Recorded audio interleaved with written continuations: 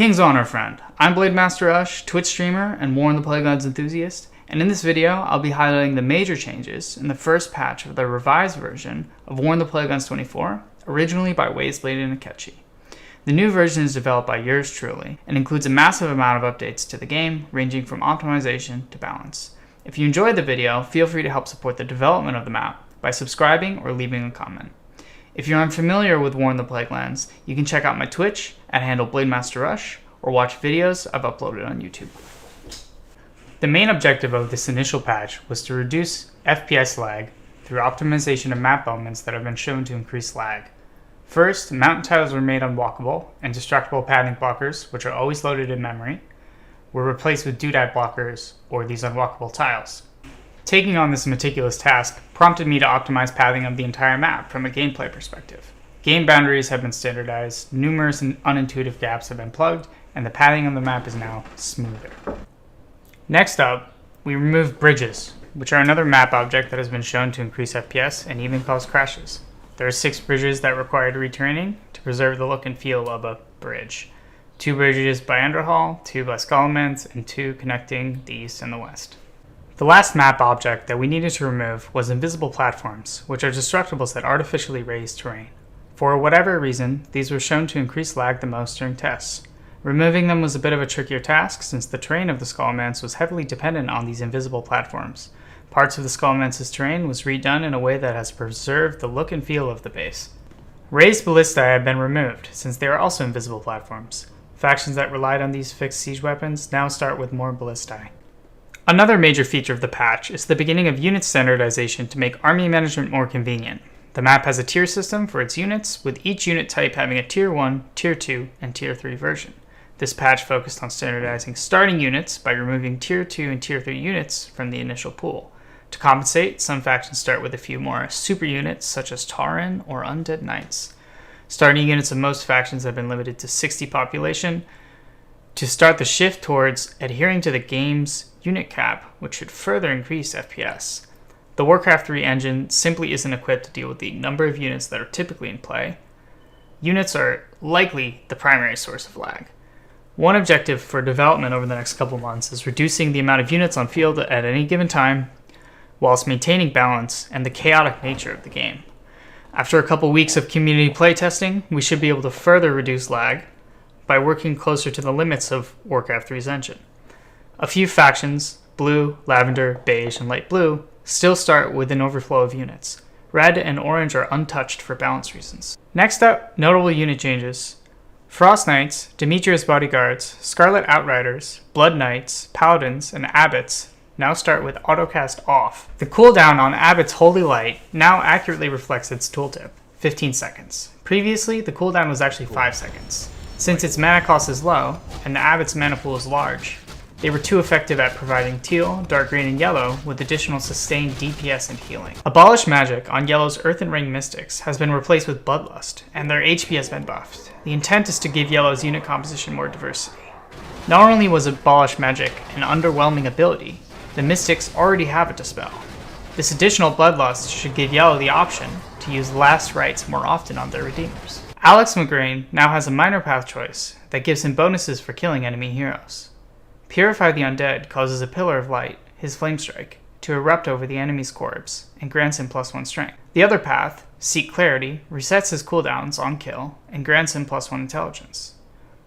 Alex's Q tooltip has been updated to reflect accurate values. McGrain has a new ability for his W, Blinding Light, a stomp-like ability which deals damage and blinds enemies for 5 seconds. It was designed to mirror Arthas' stomp and give Alex more survivability. Alex's E and ultimate tooltips have also been updated. While Purify the Undead initially creates a weaker Pillar of Light, the damage increases with additional tiers.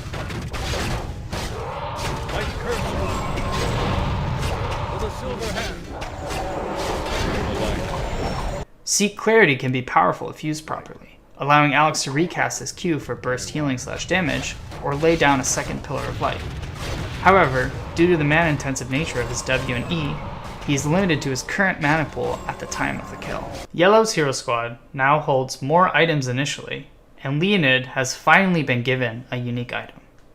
Rimblat starts with a Mana Charm, Maxwell starts with a Mithril Helmet, and Leonid starts with Grievous Blade, which grants him plus 15% attack speed and an armor debuff on hit. This change is intended to give Yellow's hero squad slightly more sustainability in fights. Maxwell's Holy Light has been replaced with Nicholas Zernov's Holy Nova, and Maxwell's Steadfast in Light no longer slows him. Nicholas's Holy Nova has been replaced with Maxwell's Holy Light. The swapping of these Q abilities was intended to move the more proactive spell to Maxwell, who often sits at full mana, and the reactive spell to Nicholas, who has mana issues. Steadfast in Light should be used more often now that it doesn't debuff him. Rimblat's Thorn Aura has been replaced with a brand new ability, Earthbind Totem. Designed by Krazlo, this ability places an immovable ward that slows nearby enemies' movement and attack speed. This should give Yellow more power in the Eastern fight and provide another outlet for Rimblat's seemingly unlimited mana pool. Teal's hero squad has been minorly reworked. Marjhan's Blizzard has been replaced with her original ability, Holy Light. Valroth's Holy Armor has been moved to Q, and his Holy Light was replaced with a mana burn on W. Landgren's Holy Blessing has been replaced with a single target stun, Holy Smite. These changes were prompted by the initiative to remove Blizzard derivatives, which have been shown to crash the game and to give Teal more single target DPS. Ferelyn Bloodscorn's tooltip placements have been fixed, and his Remember the Sunwell hotkey changed from P to T. His Shockwave was replaced with Holy Armor, a 3/6/9 single target armor buff for 30 seconds. Tarsen's Holy Armor has been moved to Q and has a brand new ability on W, Shield of Faith. This ability is a roar that provides 3/6/9 armor to surrounding allies. Ferelyn's change was prompted by the fact that he had two mana intensive and functionally identical AoE abilities. He only had enough mana to cast one at a time, making the other one irrelevant until the late game. Tarsen's new W should give Blue, who has a high ratio of casters and archers, more staying power in fights. Fellari Swift Arrow's True Shot Aura has been replaced with a standard 10, 20, 30% evasion skill. Ashlam's Command Aura has been replaced with Thorn's Aura, and Herod's W now has a research tooltip and can be cast on himself. True Shot Aura had little use for Turquoise, since they have no ranged units, and Blue already has a True Shot Aura. Evasion is a temporary replacement until a better skill is introduced. Turquoise already has Command Aura on Weldon, making Ashlam's Command Aura redundant, and Herod's W saw little use since it could not be cast on himself.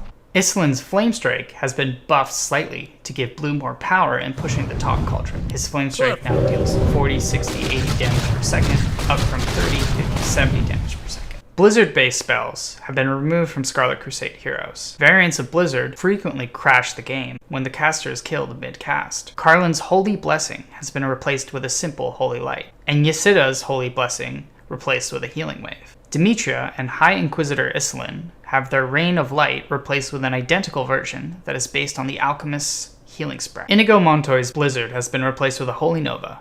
This should be a buff to Inigo, who had low damage output to start.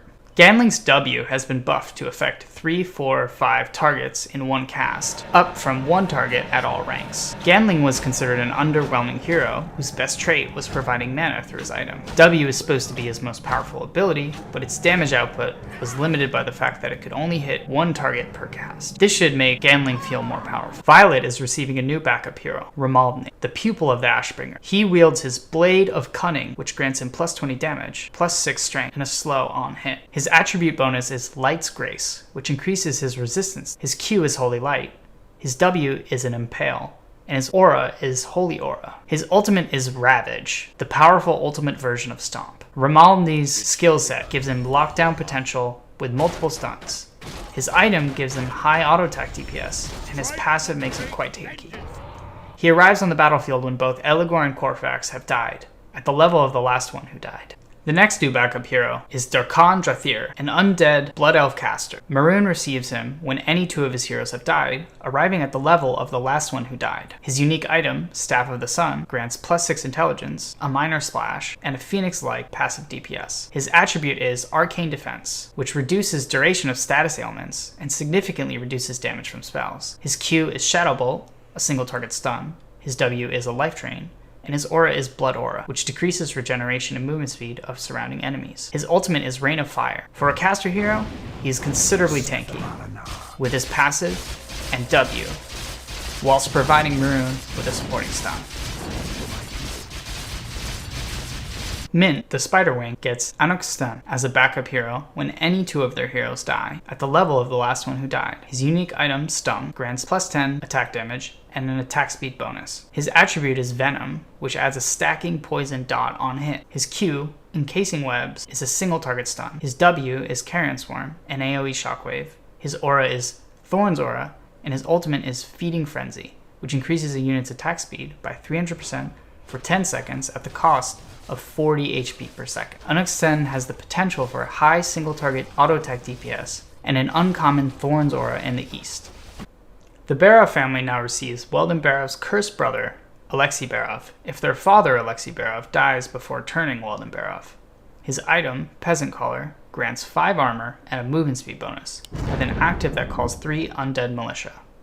His attribute is Resilience, which reduces incoming piercing and spell damage. His Q is a Death Coil. His W is a Stomp, and his aura is Aura of Dread, which decreases surrounding enemies' armor. His ultimate is a powerful Impale. Peasants summoned from his active have Frenzy and Critical Strike. Alexi is a strong replacement for his father, ensuring the hero squad still has a melee lead. This video featured the highlights of the first patch of Warn the Plaguelands 24R. If you are curious about all changes introduced in this patch, head to the Google document linked below. Thanks for watching. Hope you enjoyed the video, and I look forward to playing the new patch with you all.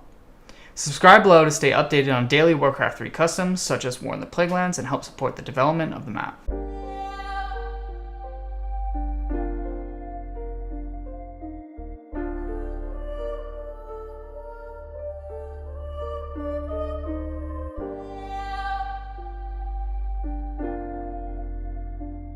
Time is money, friend.